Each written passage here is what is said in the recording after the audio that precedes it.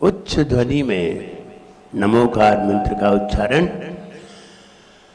ओम नमो अरिहंताणं।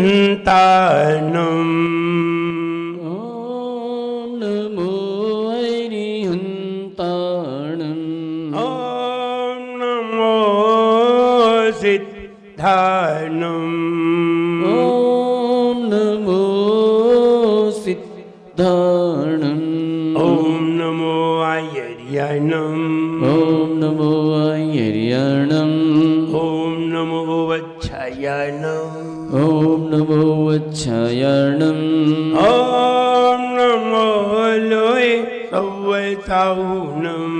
ओम नमो लोये सव्वसाहुणं। बोले एक जरा श्री नेमिनाथ भगवान की जय। एक जरा श्री महावीर भगवान की जय। परम पूजाचार्य गुरुवर श्री विराट सागर जी गुरुदेव की जय। अहिंसामयी जैन धर्म की जय। बोले परम पूज्य उच्चारणाचार्य भगवान गुरुवर श्री विनम्र सागर जी गुरुदेव की। उत्सव जब भी आता है मन हर्षित हो जाता है। उत्सव जब ही आता है मन हर्षित हो जाता है। उत्सव जब भी आता है मन हर्षित हो जाता है। उत्सव जब भी आता है मन हर्षित हो जाता है। खुशियों से भर जाता है, खुशियों से भर जाता है। खुशियों से भर जाता है, खुशियों से भर जाता है। मन प्रसन्न जब हो जाए तभी पुण्य फल बढ़ पाए। मन प्रसन्न जब हो जाए तभी पुण्य फल बढ़ पाए। खुशियों से खुशियाँ हो, खुशियों खुशियों से खुशियाँ खुद ही बढ़ जाए रे। जीवन है पानी की बूंद कब मिट जाए रे। हो जीवन है पानी की बूंद कब मिट जाए रे। होनी अनहोनी हो, होनी अनहोनी कब क्या घट जाए रे। जीवन है पानी की बूंद कब मिट जाए रे। हो जीवन है पानी की बूंद कब मिट जाए रे। उत्सव जब भी आता है मन हर्षित हो जाता है। उत्सव जब भी आता है मन हर्षित हो जाता है। खुशियों से भर जाता है, खुशियों से भर जाता है। खुशियों से भर जाता है, खुशियों से भर जाता है। हर व्यक्ति को अपनी जिंदगी में रोज कोई ना कोई उत्सव उत्पन्न करना चाहिए। अगर हमारे जीवन में, हमारे मन में किसी तरह का कोई उत्सव न हुआ तो आप दिन भर खुश नहीं रह सकते। उत्सव खुश रहने के लिए किया जाता है। उत्सव में खुशियां दिखाई जाती हैं, खुशी मनाई जाती है और खुशी पाई जाती है। कल आप दीक्षा दिवस मना रहे थे, बताइए खुशियां थी कि नहीं? उत्सव था। जब आप घर में किसी साधु को बुलाते हैं और घर में चौका लगा करके साधु को बुलाते हैं, हार कराते हैं, एक बहुत बड़ा उत्सव हो जाता है। अजय भैया, बहुत बड़ा उत्सव हो जाता है। उस दिन आप शाम तक खुश रहते हैं, रात तक खुश रहते हैं और दूसरे दिन तक खुशी मनाते हैं कि कल फिर लगाना है, कल फिर महाराज को बुलाना है। खुशी कम नहीं होती। और जैसे ही बंद होता है रोज तुम्हारा मन चौके में इतना प्रसन्न नहीं होता। भोजन तो रोज बनता है, बताओ बनता है कि नहीं? रोज बनाते हैं, लेकिन रोज का भोजन और उत्सव के भोजन में बहुत अंतर है।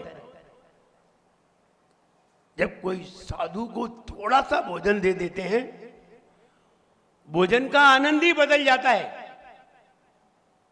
उस भोजन की मिठास ही बदल जाती है, उस भोजन का स्वाद बदल जाता है।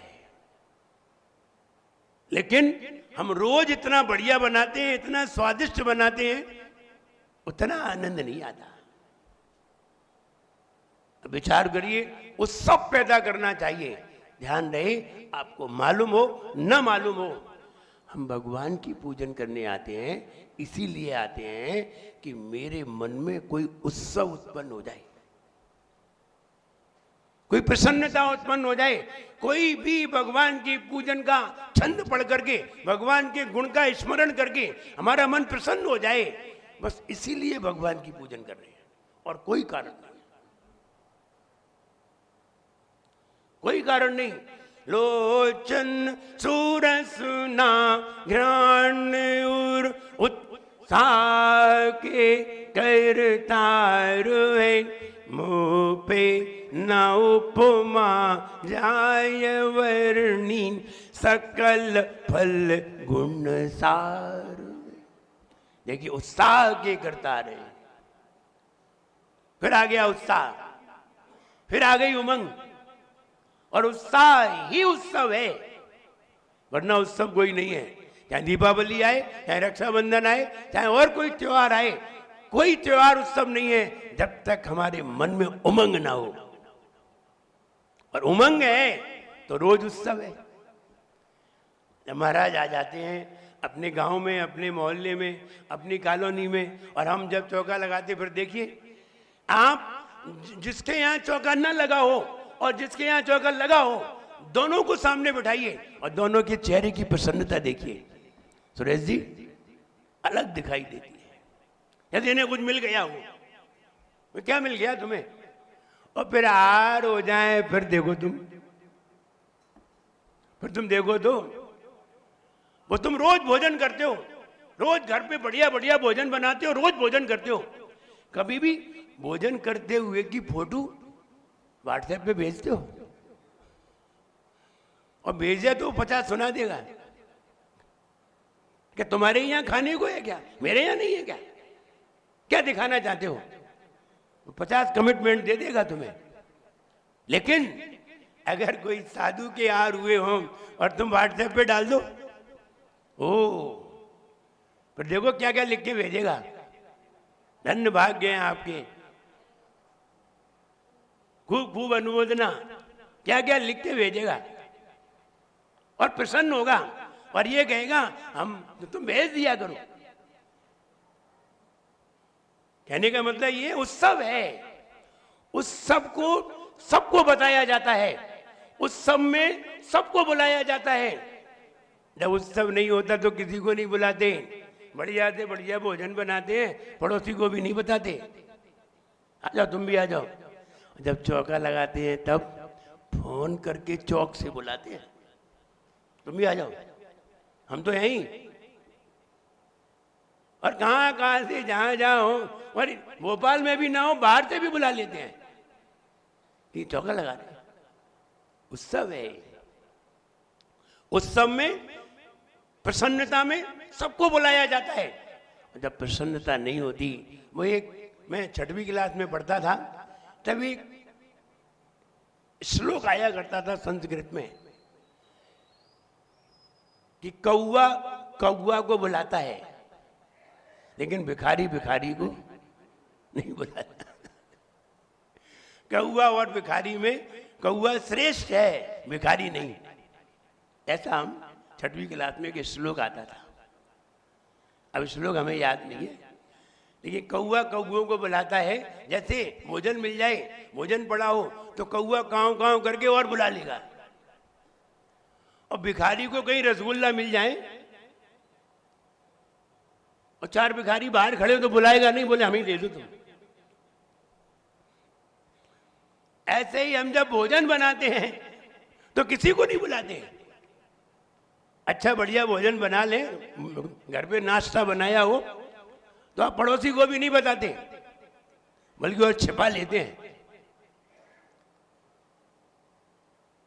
और अगर मुनिराज को बुलाते हैं तो पूरे मोहल्ले को बता देते हैं, पूरे मोहल्ले को पता चल जाता है, सारे बड़े बड़े लोगों को पता चल जाता है तुम्हारे यहाँ महाराज है, यहाँ महाराज है। खुश हो जाते हैं और इतने खुश हो जाते हैं कि जब महाराज को छोड़ने आते तो ढोल भी बजा देते हैं और बाजे बजा करके लेके आते हैं। भाई क्यों बाजे बजाई बताइए? खुशी हुई? अच्छा खुशी हुई या तुमने सबको बताया कि मेरे यहां आ रुए हैं? खुशी हुई है, खुशी में ही बाजे बजाए जाते हैं, दुख में नहीं बजाए जाते। जब शादी होती है तब बाजे बजवाते हैं। मुझे नहीं मालूम है दुख में है कि सुख में है, लेकिन बाजे बजते हैं। बाजे खुशी में ही बजते हैं और दुख में भी बजते हैं। मुझे याद आता है जब रंगा बिरला को सजा हुई दिल्ली में तिहाड़ जेल में, रंगा बिरला को सजा हुई तो बहुत पटाखे फूटे, पूरी दिल्ली में पटाखे फूटे। तो किसी ने पूछा भाई साहब ये पटाखे क्यों फूट रहे हैं? तो लोगों ने बताया आज रंगा बिरला को सजा हुई है, आजीवन कारावास हुआ है, इसलिए उसकी खुशी में लोग पटाखे फोड़ रहे हैं। फिर उसे याद आया, हाँ मेरी शादी में भी बहुत पटाखे फूटे थे।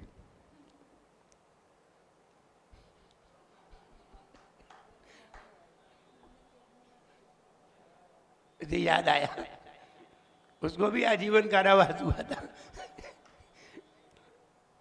तब पटाखे फूटे। पंकज जी बोले मेरी शादी में भी पटाखे बहुत फूटे थे। अब वो मुझे नहीं मालूम काय को कह रहा है। बोले उसको आजीवन कारावास हुआ था और हमें भी कारावास ही हुआ है, इसीलिए फूटे थे। तो जब उत्सव आता है तो मन प्रसन्न हो जाता है। और हम ये कहें कि कोई भी धर्म का कार्य करो, धर्म का कार्य हमेशा खुशी में होता है, दुख में नहीं होता। धर्म का कार्य आवश्यक रूप में होता है, धर्म के कार्य में प्रसन्नता होती है। और जब मन प्रसन्न होता है तब ही धर्म होता है, उसके पहले धर्म नहीं होता। आपके पेट में दर्द हो रहा हो, पेट में तकलीफ हो, पाँव में तकलीफ हो, सिर में तकलीफ हो रही हो और घर में कोई आपसे कहे चलो पूजन करने चलो, तुम उसकी पूजा कर दो। बोले भगवान की तो बाद में होगी, क्योंकि दर्द हो रहा है। दुख में आप पूजन नहीं कर सकते। पीड़ा हो रही हो और तुम तो कोई मंदिर जाने की कह दे, तुम तो कोई आहार देने की कह दे, तुम तो कोई महाराज के पास चलने की कह दे, तो आप राजी नहीं होंगे। जब आप स्वस्थ होंगे तो आपसे कोई ना कहे, आप खुद ही चल करके भगवान के पास आ जाएंगे। प्रसन्नता में भगवान के पास आया जाता है, स्वस्थता में भगवान की आराधना की जाती है। जो स्वस्थ नहीं होते वे भगवान की आराधना नहीं करते। इसलिए मन प्रसन्न करने के लिए, मन में उत्सव जगाने के लिए, मन में उत्साह पैदा करने के लिए हमें तीर्थ वंदना के दर्शन करना चाहिए, हमें मंदिरों में जाना चाहिए, भगवान की आराधना करना चाहिए, हमें गुरुओं की सेवा करना चाहिए। किसके लिए? मन को प्रसन्न करने के लिए। दिन भर सवेरे से लेके शाम तक, शाम से लेके सवेरे तक घर में सांसारिक कार्यों में मन दुखी हो जाता है। इसीलिए सवेरे उठ करके सबसे पहले भगवान के पास आ जाते हैं, इसलिए कि मेरे मन में कोई उत्सव पैदा हो, कोई उत्साह। लोचन सुरसुना घ्राणूर उत्साह के करता रोए, मुँह पे न उपमा जाय वर्णी, सकल फल गुण सा। अर्थ देखिए, लोचन, लोचन माने आंख, रसना लोचन सुरसना घ्राण, लोचन सुरसना घ्राण उर, उत्साह के करने वाले, आंख नाक लोचन सुरसना मुंह, आंख नाक मुंह, कान में तो उत्साह तो सुन के होगा, क्योंकि वस्तु देख करके कान में उत्साह नहीं होता। वस्तु देख करके उमंग कहां आती है? नाक में, मुंह में, आंख में और हृदय में, इन चार में ही आती है, कान में नहीं आती। कान में कोई उमंग नहीं आती, हां शरीर में आ सकती है। लोचन सुरसना घ्राण और उत्साह के करता रहे, मुंह पे न उपमा जाय वर्णी सकल, बहुत सारे फल गुणमयी सारभूत ऐसे फल आपके चरणों में लेकर के आए हैं, इनको देख करके। अच्छा आप बताइए, जब आप कभी बाजार में आम खरीदने जाते हैं तो पहले क्या करते हैं? चख करके देखते हैं कि सूंघ करके?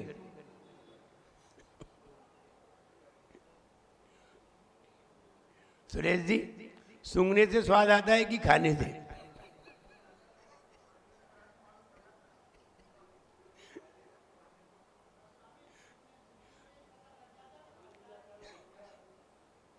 स्वाद किससे आता है अजय भैया? खाने से ही आता है।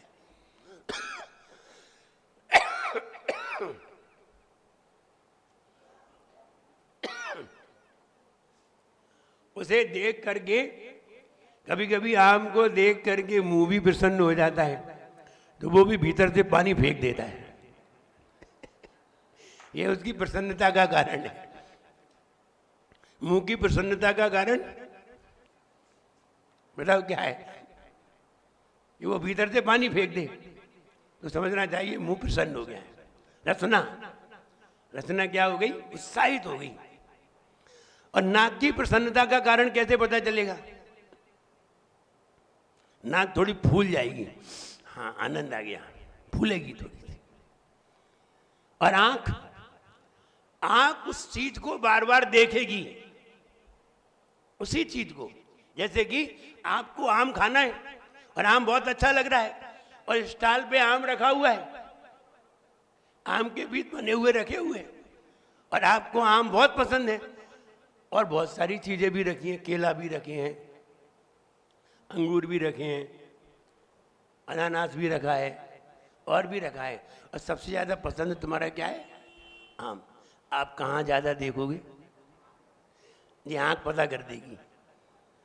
आंख से पता चल जाएगा कि तुम क्या पसंद करते हो और तुम्हारा किस चीज में तुम्हारा उत्साह होगा। और जैसे ही आम तुम्हारी प्लेट में आ जाए तो फिर देखो तुम्हारे चेहरे की रौनक बदल जाएगी, प्रसन्नता, उत्साह। तो आंख का उत्साह कब दिखेगा? कि बार बार तुम उस चीज को देखोगे। ये आंख का उत्साह है। नाक का उत्साह, नाक फूल जाएगी। मुंह का उत्साह कि मुंह पानी फेंक देगा, मुंह गीला हो जाएगा। ये उत्साह है, उमंग है। ऐसे ही वो भगवान की पूजन में कह रहा है कि लोचन, आंख, नाक, मुंह और हृदय, ये देख करके, वो वस्तु को देख करके प्रसन्न हो जाता है। ऐसे गुणमयी फल हम आपके चरणों में अर्पित करने जा रहे हैं। किस लिए? मोक्ष फल प्राप्त हो, वहां आनंद ही आनंद है। मोक्ष में आनंद ही आनंद है। बोले तुम्हें यहां आनंद नहीं आ पाया चढ़ाते समय, तो तुम्हें कौन सा आनंद मिलेगा? पहले यहां आनंद प्राप्त करिए। 100 रुपए तो तुम्हारी जेब में हो नहीं पाए, लाख की ख्वाहिश है। पहले जेब में 1000 रुपए धरिए, पहले हजारों भरिए, बार बार भरिए, और 1000 भरते भरते एक दिन लाख हो जाएंगे। और 1000 जेब में नहीं है और लाख की ख्वाहिश है। यहां तो आनंद नहीं आ पाया और मोक्ष की ख्वाहिश है, तुम्हें मोक्ष मिलने वाला नहीं है। इसलिए पहले यहां खुश होइए, यहां प्रसन्न होइए। कभी कभी प्रवचन में ऐसी बात भी आ जाती है, कभी कभी साधुओं के बारे में बात आती है तो ऐसी बात भी आ जाती है कि जो साधु आपस में बैठ करके प्रेम से मिल ना पाए वे कभी सिद्धालय नहीं जा सकते। सिद्धालय वे ही जाते हैं जो सब आपस में मिल बैठ करके एक साथ अपने आप को एक समझते हैं। नहीं तो वहां कैसे मिलेंगे? वहां तो एक शरीर में ही करोड़ों शरीर है, एक शरीर में ही इतनी सी अवस्था में ही इतनी सी जगह में ही करोड़ों सिद्ध भगवान बैठे हुए हैं, अरबों सिद्ध भगवान बैठे हुए हैं इतनी सी जगह में। जब यहीं से प्रेम से नहीं गए तो वहां क्या, दूर बैठ दूर बैठ, वहां दूर दूर नहीं होगा, वहां तो वहीं जाएंगे, वहां जरा सी भी दूरी नहीं होगी, बिल्कुल गसे हुए होंगे। जैसे कि एक कमरे में 1000 बल्ब लगा दिए जाएं और 1000 बल्बों का प्रकाश उस छोटे से कमरे में आ सकता है कि नहीं? बताओ, आ सकता है। लेकिन 1000 आदमी छोटे से कमरे में नहीं बैठ सकते। 1000 आदमी उस छोटे से कमरे में नहीं बैठ सकते। 1000 बल्ब का प्रकाश उसमें आ सकता है। ऐसे समझिए, इतने से ड्रम में, एक ड्रम में 1000 बल्ब का प्रकाश अंदर समा सकता है, लेकिन 1000 बल्ब इतने से ड्रम में लगाए नहीं जा सकते, लेकिन प्रकाश आ सकता है। ऐसे ही अगर हम यहां प्रेम से आपस में मिल करके बैठ ना पाए तो सिद्धालय में कौन बैठेगा? बोले बैठ ही नहीं सकते। वो कौन बैठेगा ये तो बात छोड़ो, उन लोगों को, ऐसे लोगों को सिद्धालय जाने की परमिशन ही नहीं मिलेगी। तुम मुनि नहीं, आचार्य बने रहो, क्या होना है, कोई भी बने रहो। जब यहां प्रेम से नहीं बैठ पाए तो वहां कैसे एक ही ड्रम में बैठोगे? एक ही आत्मा में अरबों आत्माएं कैसे समाएंगी? पहले यहां एक साधु के जीवन में सभी साधु समाना चाहिए, तब वहां जगह मिलेगी। तो मन में उत्साह भरने के लिए, हमें उत्साहित होने के लिए हम मंदिर आते हैं और भगवान का कोई गुणगान गाते हैं, कोई भी गुणगान गाते हैं, चाहे आप भक्तामर पढ़िए, आप कोई भी स्तुति पढ़िए, सारी स्तुतियां मन को उत्साहित करने के लिए है। सारी कविताएं मन को प्रसन्न करने के लिए होती हैं, सारे काव्य मन को प्रसन्न करने के लिए होते हैं, और सारी पूजाएं मन में उत्साह पैदा करने के लिए होती हैं। अब आपके मन में उत्साह हो या ना हो, लेकिन है तो उत्साह के लिए। अब बताओ, बढ़िया आम आपके हाथ में आ गया और बढ़िया आम आप खा रहे हैं और फिर भी आपके मुंह पे रौनक नहीं आ रही, तो इसका मतलब है सामने वाला कहेगा आम खराब है या तुम्हारा खोपड़ी। एक बात तो बताओ, क्या चीज खराब है? तो पड़ोसी आम खा के देखेगा, आम तो बढ़िया है, तो फिर क्या सिद्ध होगा? प्रमोद जी, क्या सिद्ध होगा? बोले खोपड़ी खराब है, आम तो बढ़िया है। कहो भगवान की पूजन खराब है, भगवान की आराधना खराब है। नहीं नहीं, ना भगवान की आराधना खराब है, ना भगवान की पूजन खराब है, हमारी खोपड़ी ही खराब है। फिर कह रहे हो कि हम पूजन करते हैं, वो आनंद नहीं आता है। अब बताओ, पूजन करने से आनंद नहीं आता है, अब तुम्हें किसी भी कार्य से आनंद नहीं आ सकता। और तुम जिसे आनंद समझ रहे हो वो आनंद है ही नहीं, तुम उसे आनंद समझ रहे हो।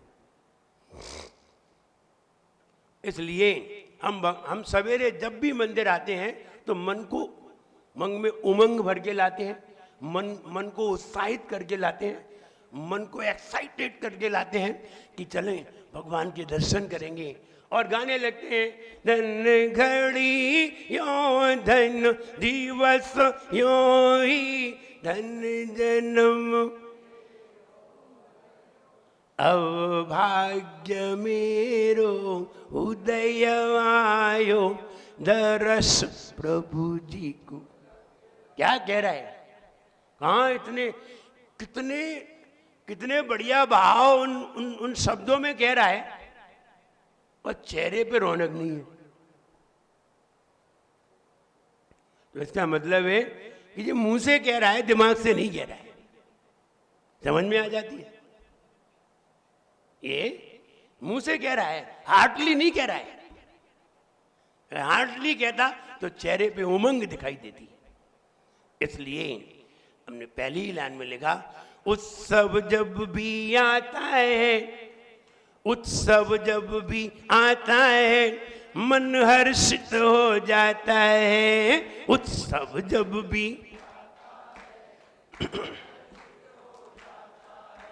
खुशियों से भर जाता है, खुशियों से भर जाता है।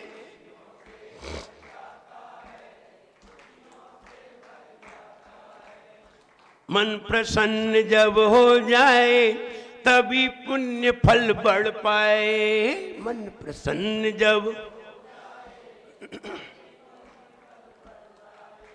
खुशियों से खुशियां हो, खुशियों से खुशियां खुद ही बढ़ जाए रे जीवन।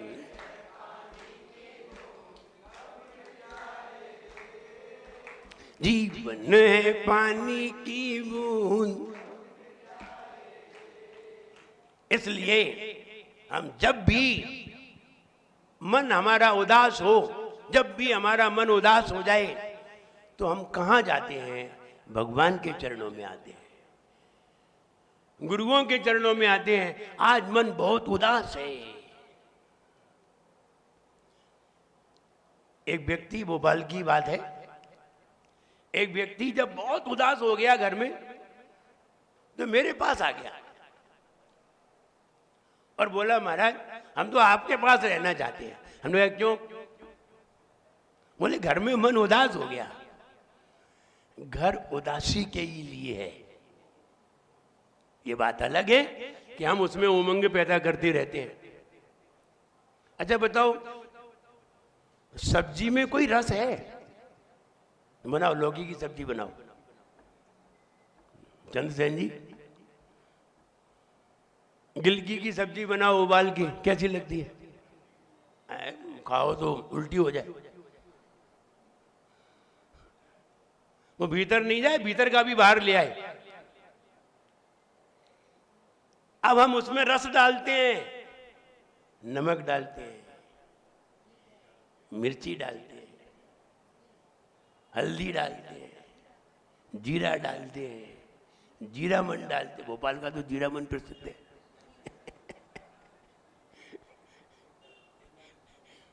बहुत पहले दिन की बात याद आ गई मुझे। भोपाल से जब भी कोई घर आता था तो जीरामन जरूर लाता था। बोले जीरामन ले लें।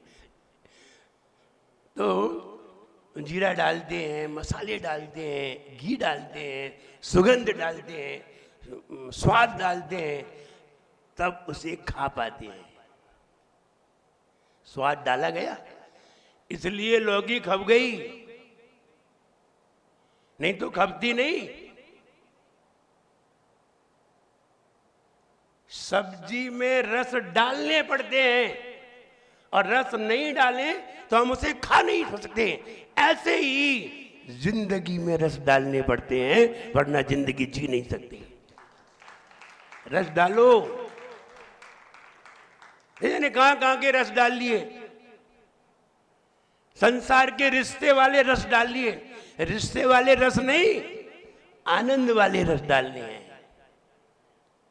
यानी कौन कौन से रस डाल दिए, बहुत सारी चीजें। जन्म के रिश्ते हमारी किस्मत से मिल जाते हैं।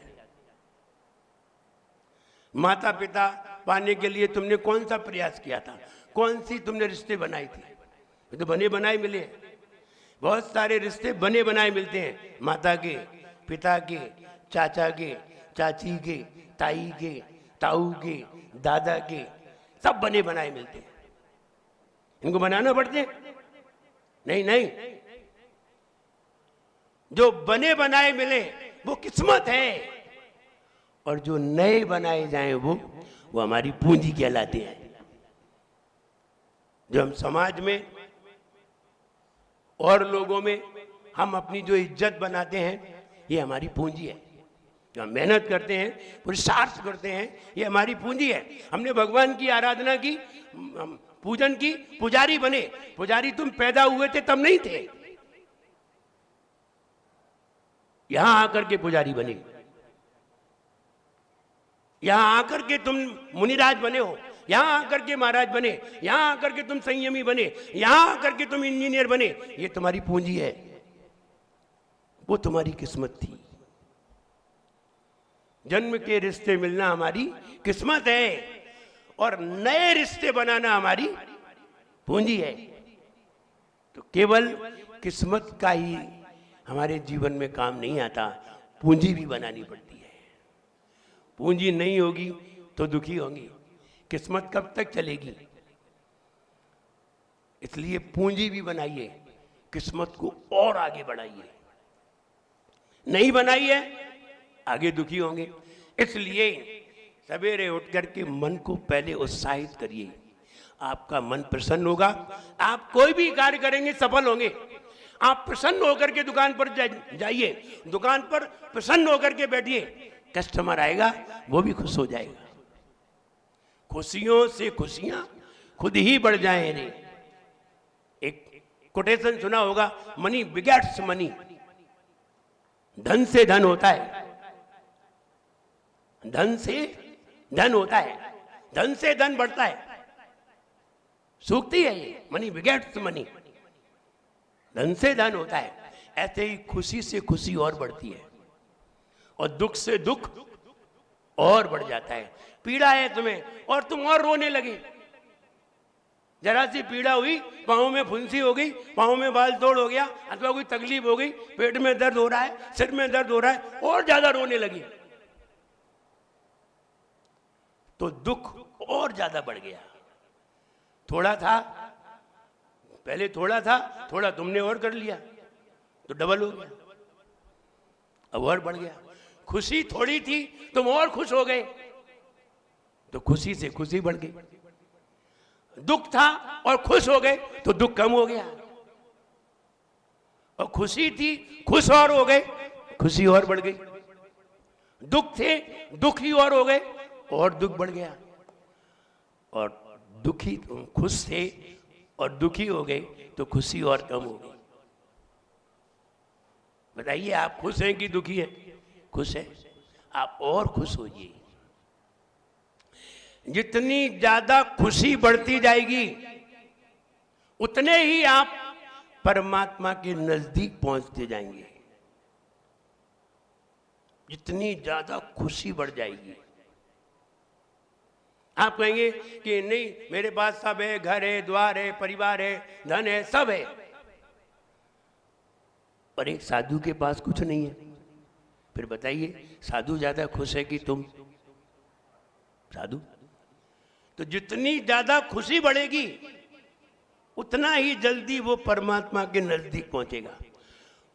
और तुम सबसे ज्यादा खुश हो जाओ तो परमात्मा खुद ही तुम्हारे पास आ जाएगा। तुम ही मेरे कैटेगरी की हो, बाकी कोई नहीं है, बाकी तो सब ऐसे ही।